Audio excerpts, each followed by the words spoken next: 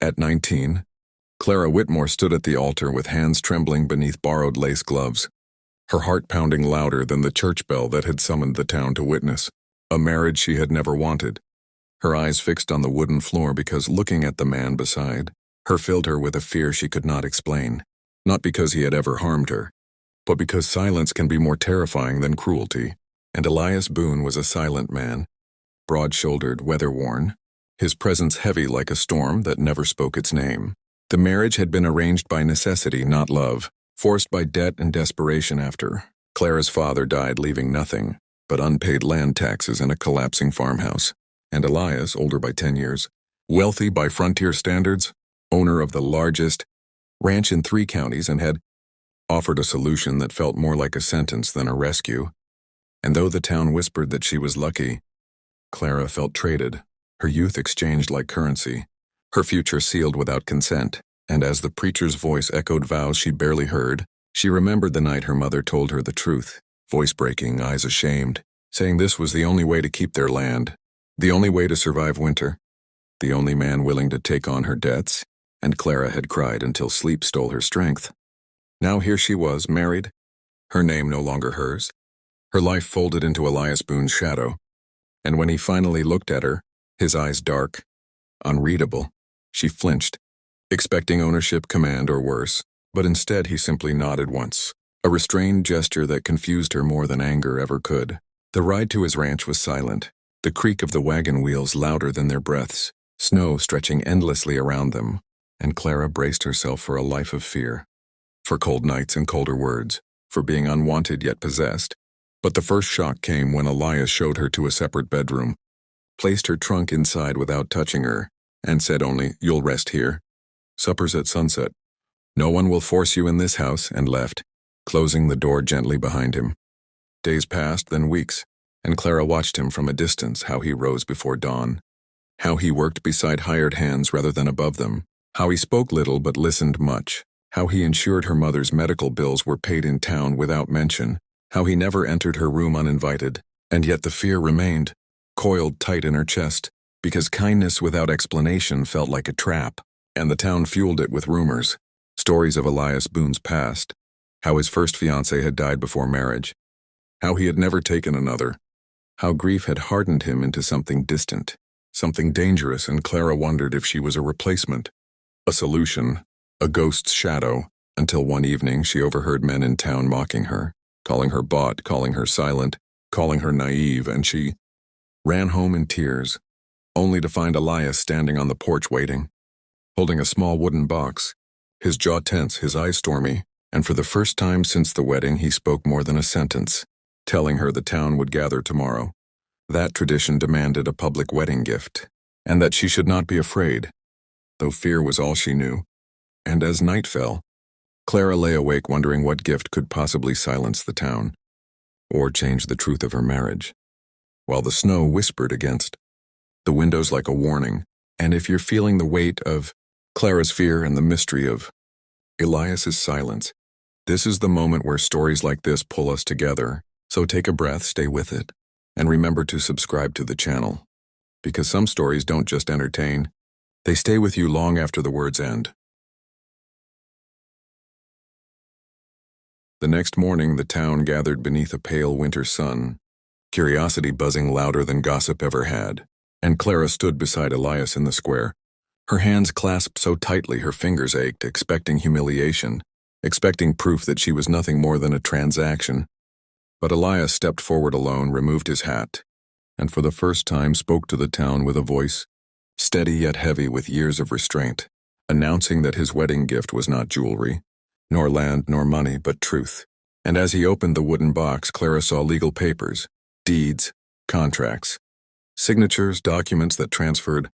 full ownership of the Boone Ranch not to himself, but to her irrevocably, with her name written in bold ink where his should have been, and gasps rippled through the crowd as Elias continued, explaining that he had married Clara not to own her, but to protect her, that the law would not allow a young woman alone to hold land, without a husband's name attached, that her father's debts would have swallowed her future, and that he had known grief well enough to never wish captivity upon another soul. He told them he would work the ranch as long as she wished, that she owed him nothing, not obedience, not affection, not even her presence, and if one day she chose to leave, the land, the house, and every profit would remain hers, because love could not be forced and safety should never be a bargain. And as silence fell like snow, Clara felt something break inside her. Not fear, but the walls built from it. And tears streamed freely as she realized the man she had feared had given her freedom in front of everyone, who believed she had none. The town stood stunned, shamed, and slowly hats lowered in respect as Elias turned to her, eyes soft now, voice barely above a whisper, telling her the gift was hers the moment he said "I do," because marriage should be a shelter, not a cage. And in that instant Clara saw him clearly, not as a threat, not as a stranger, but as a man who had loved once, lost deeply, and chosen to protect rather than possess. Months passed, the seasons turned, and Clara grew into her strength, managing the ranch, making decisions, laughing again, while Elias worked beside her without expectation, and somewhere between shared sunsets and quiet conversations, fear transformed into trust, and trust into something warmer, something earned, something real. And when Clara finally reached for his hand one evening on the porch, it was not because she had to, but because she wanted to, and the town never forgot the day a wedding gift rewrote every rule they thought they knew, proving that the greatest shock was not power, but restraint. And if this story moved you, surprised you, or made you believe in quiet strength and earned love, then don't let it end here. Subscribe to the channel, because the next story might just change how you see the world too. Winter loosened its grip slowly, as if the land itself needed time to believe that gentler days were allowed again. And with the thaw came changes that neither Clara nor Elias had planned but both quietly felt. Changes that settled into the ranch like morning light through an open door, subtle yet impossible to ignore because once fear is lifted, everything beneath it must be faced. And Clara now faced a life where her name carried weight, where men in town asked for her signature instead of her husband's permission, where shopkeepers greeted her with respect instead of pity, and yet with that power came doubt. Because freedom is heavier than captivity when you're not taught how to carry it. She spent long evenings at the desk Elias had built for her with his own hands, studying ledgers, learning the cost of feed, the rhythm of cattle drives, the balance between mercy and survival. And every time she faltered, Elias remained a step behind, present but never looming, offering guidance only when asked, correcting mistakes without judgment, and that restraint so rare, so deliberate, slowly rewrote everything she believed about men, about marriage, about herself. The town watched closely, waiting for cracks, for proof that such generosity had been a trick. But months passed and none appeared, and when a neighboring rancher tried to challenge Clara's ownership in court, confident a young woman would fold under pressure, Elias did not step forward as her shield but stood quietly beside her as she spoke for herself, her voice shaking at first, then steady, then strong, and when the judge ruled in her favor, the room erupted in murmurs, not because justice had been served, but because a woman had claimed it openly. And that night Clara cried not from fear but from release, realizing the marriage that had begun, as a cage had become the doorway, to her own becoming. Yet love did not rush in to fill the space fear once occupied, because real affection grows carefully when both people are wounded, and Elias carried wounds deeper than he ever spoke, shadows from the woman he had once planned a life with, the illness that took her, the guilt of surviving her, the silence he wrapped around himself like armor. And Clara sensed it in the way his eyes softened at funerals, in the way he avoided the old cemetery trail, in the way he paused when children laughed. And one evening, as they sat on the porch watching the horizon burn gold and violet, she finally asked him why he had truly done it, why he had risked ridicule, wealth and reputation for a girl who feared him, and Elias answered with honesty that felt like a confession, telling her he had seen in her the same terror he once saw in the woman he loved, when the world closed in around her, that he had sworn never again to stand by while fear decided someone's fate, and that giving Clara freedom had been his way of keeping that promise even if it meant never being loved in return. Those words settled between them like something sacred, and Clara understood then that love was no longer something she had to guard herself against, but something she could choose, and she chose it slowly, not with grand declarations but with small, steady acts, bringing him coffee at dawn, defending him when the town gossiped, reaching for his hand during storms.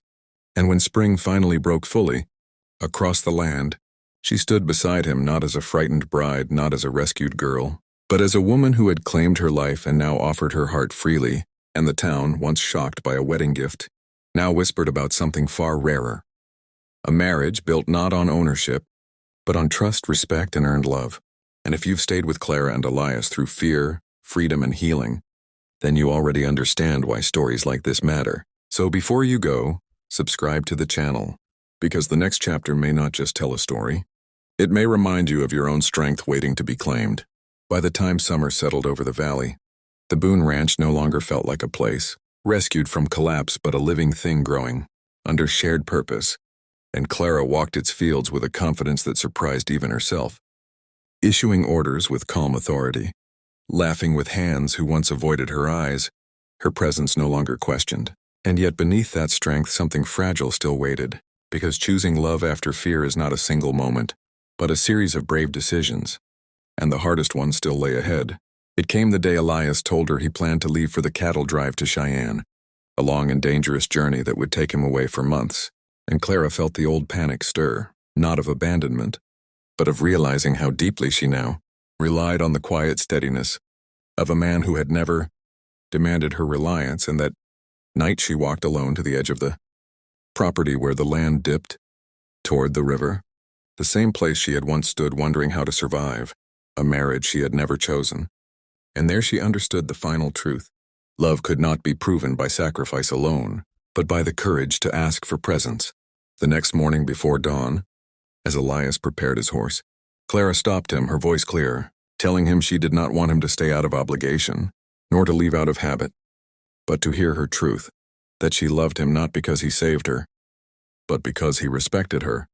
and that whatever choice he made she would remain whole. Yet she hoped he would come back not as a protector, not as a hired hand, but as her partner in every sense. Elias listened in stunned silence, the weight of years shifting in his eyes, and when he finally spoke it was with a softness that held more strength than any vow, telling her he had never allowed himself to believe he could be wanted, that freedom had been his shield against hope, but that her choosing him freely was the greatest gift he could receive. And so he stayed, not because the ranch needed him, but because love had finally asked him to remain. The town noticed the change immediately, not in grand announcements, but in the way Clara and Elias stood closer, spoke openly, made decisions together. And when the drought came late that summer, threatening to undo everything they had built, it was not Elias alone nor Clara alone who saved the ranch, but the unity they had forged, selling cattle wisely, sharing water rights, helping neighbors who would later help them in return. And when the rains finally came, the valley celebrated not just survival, but transformation, because the marriage that had begun in fear had become an example whispered to daughters and sons alike. That power could be given without losing it,